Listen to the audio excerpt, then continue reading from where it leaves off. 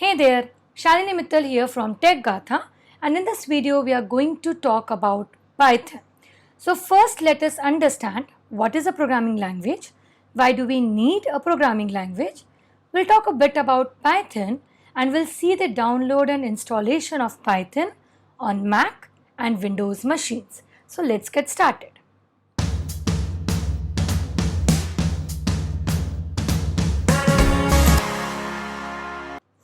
Now first let's understand what is that language when we talk about. So we basically say that we are learning a programming language, right?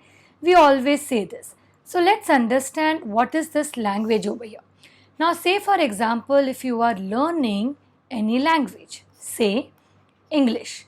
If you are learning an English language, the first thing that you learn is alphabets, right? Combining alphabets, you have words. Combining words, you have sentences.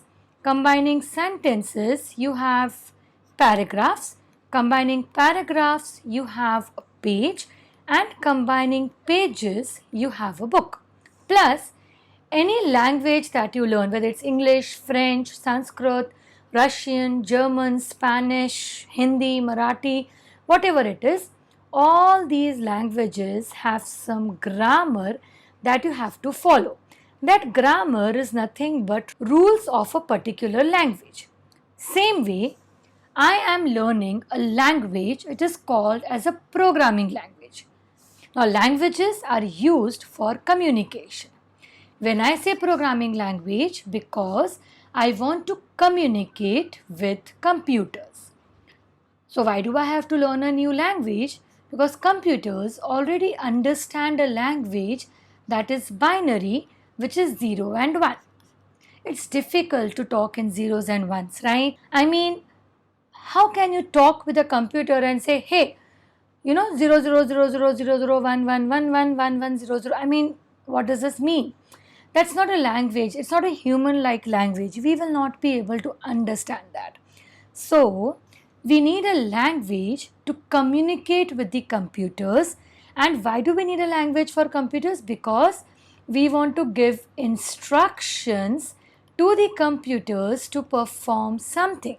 So, I want to tell the computer that, hey, take this value 2, take another value 2, please add them and give me the result which is 4. So I need to give instructions to the computers and this makes it more easy. Add 2, again add 2, give me the result. When I talk this way, I am able to understand and communicate. That's where programming languages come into picture. Now when you talk about a programming language, because it's a language to communicate with computers, the way a language has a flow, programming languages also have a flow. So it starts, rather than alphabets, we say programming languages have characters or symbols or numbers, all that you find on your keyboards.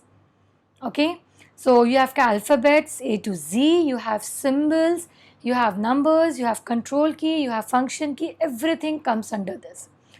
Combining characters, you get words, they are called as keywords or variables, or they are even called as symbols. Combining keywords, variables, symbols, here you get sentences, here we get statement. Combining statements, we get block of code. Combining the block of codes, we get a program. And combining a program, we are actually creating a software application. So, this is the flow of any programming language irrespective if it's Python, Java, C, C++, Node or whatever it is. Plus, every language has a grammar. Here also, programming languages do have grammar and it has a name called as syntax. So, when I say you are learning a programming language, because this particular course focuses on Python, we are learning Python programming language. What we are going to learn is syntax of a programming language. Now we understood that okay fine, programming languages have a flow and we will be learning all these when we go with the syntax. You must have also heard of something called as extensions, right? So we have seen extensions .jpg, .doc, .ppt because they provide a respective type of document. So PPT we know PowerPoint, Doc we know Microsoft Word, JPG we know it's an image, and we need respective softwares. If you want to go online on internet, you need a software called as browser. So here you need MS PowerPoint, here you need MS Doc, here you need like for example Paint or something where you can see the images. Same way, now you are learning a programming language that is Python. The way Microsoft Word understands a doc, Microsoft PowerPoint understands how to open a PowerPoint. Browser understands how to communicate with HTTP protocol. Same way, when you are writing Python, you also have an extension called as .py. Suppose the file name is hello.py. So say for example, here you are creating a document, say history.doc. Suppose this is languages.ppt. Suppose you are creating a presentation on different languages that exist, whether it's programming or whether it's a communication language. Again for images, so say for example, this is pick one of my birthday or whatever it is. So we have the file names. Same way, a Python file extension has .py. This is the file name. File name can be anything, but always the extension is .py. Because whatever we write inside a .py file are the instructions for the computer, we call that as code. And because the code is written in the py file, we say this py file consists of source code. Now we need someone who can understand the .py language. That someone is again a software which is Python interpreter. So if you want to write a Python program, what do you need is a Python interpreter who can understand this py file, read the py file, the source code that you have written, and execute it. And while execution, it is going to communicate with the underlying operating system. And because you have so many different operating systems, Windows, Mac, Linux, and so on, you have different Python interpreters for different operating systems. So let's see how to download and install Python on Mac. You can open your browser, go on and type in Python download. You get the first link. Please click on that. Click on download Python. You can see it's for Mac. If you go over here, view the full list of downloads for your Windows operating system. Optionally, the moment you are running on Windows machines, you will get here the option of download the latest version for Windows. Alternatively, you can select the operating system from here. So say for example, you want to download for Windows. You can go here, and for Windows 3.9 you can download the Windows version from here. 32-bit or 64-bit. You can download the exe file. I won't run the exe file because mine is Mac. It will not be able to execute this .exe executable. For Windows, I'll show you on the Windows machine. Now when I go to download, I click on download. You can see it's downloading.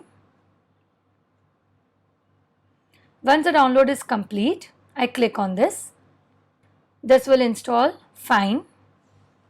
Okay, continue, continue, agree, install. It needs a password.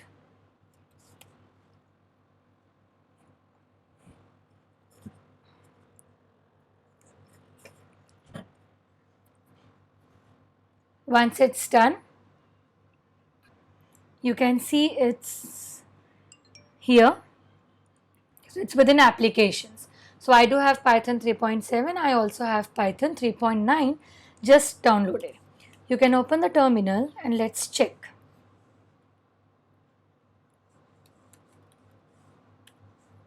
So this points to 3.7, but when you download it for the first time, this will point definitely to 3.9. Now the moment you type in the Python command, whatever I am explaining post this remains the same for Mac or Windows machines. Windows installation I will show you after I complete a bit about explaining you what is this. Now the moment you type in Python, you get these angular brackets and you can see now this is the Python shell. What is a shell? As the name suggests, right? So this is basically a Python shell.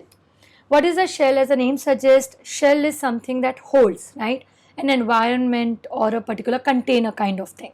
Same way, this is a Python shell where you can write any valid Python syntax. So say for example, I say 2 plus 2. I say 2 to the power 5. So 2 asterisk that you see, that is 2 to the power 5. So you can see I got 32. The only problem with this is the moment I close this, whatever I have written will be lost. So I can use Python shell if I want to just test some scripts or I want to write or execute some of the Python code, just testing purposes.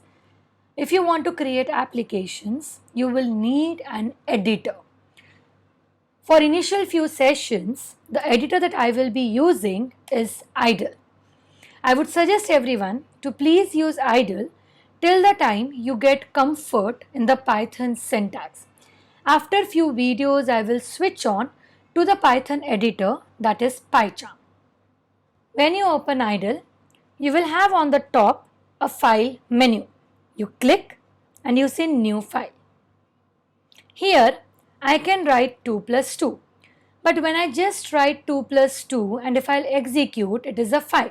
So see, I will have to save this and I will be creating a new folder on the desktop with the name as Python programs, and within this I will save this as hello and you can see it's a .py file. I save it. But just when I write 2 plus 2 and I go to run and run module, you will not see any output because when I write the code or when I write anything in a Python file, I need to give the instructions that please go ahead and print the result. So the syntax is you say print followed by open and close round bracket 2 plus 2, save it.